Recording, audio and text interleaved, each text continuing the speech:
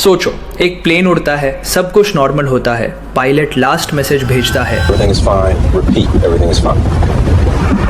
और ये सिर्फ एक केस नहीं है। ऐसे कई शिप्स और प्लेन्स एक ही जगह से मिस्टीरियस तरीके से डिसअपियर हुए हैं। नमस्कार दोस्तों, आज हम बात करने वाले हैं दुनिया की सबसे कंट्रोवर्शियल और मिस्टीरियस जगह के बारे में, बरमूडा ट्रायंगल। क्या ये सच में शिप्स और प्लेन्स को निगल लेता है या फिर ये सिर्फ मीडिया का बनाया हुआ एक मिथ है?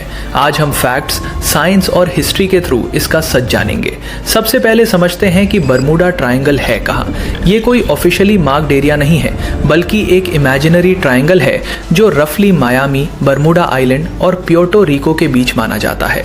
इन 3 पॉइंट्स को मिलाने पर लगभग 5 लाख स्क्वायर माइल्स का एरिया कवर होता है, जो दुनिया के बिजिएस्ट शिपिंग रूट्स में से एक है।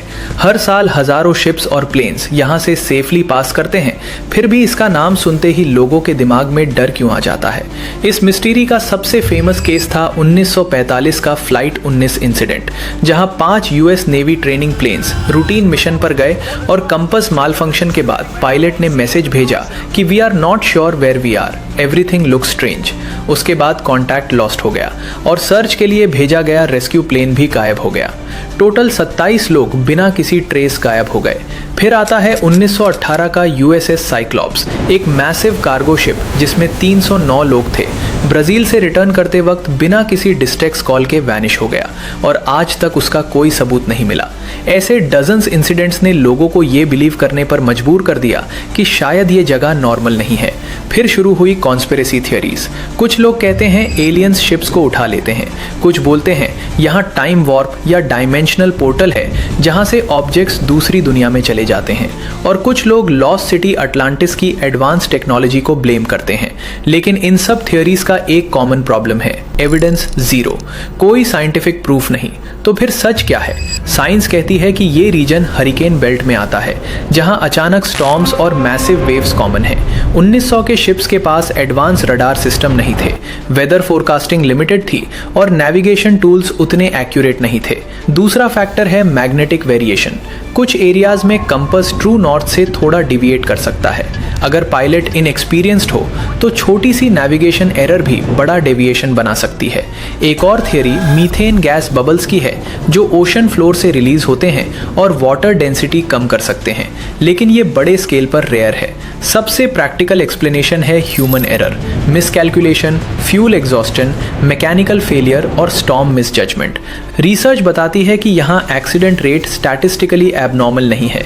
दुनिया के दूसरे डेंजरस ओशंस में भी सिमिलर नंबर मिलते हैं। फर्क सिर्फ इतना है कि इस जगह की ब्रांडिंग हो गई। बरमूडा ट्रायंगल नाम ने फियर क्रिएट कर दिया।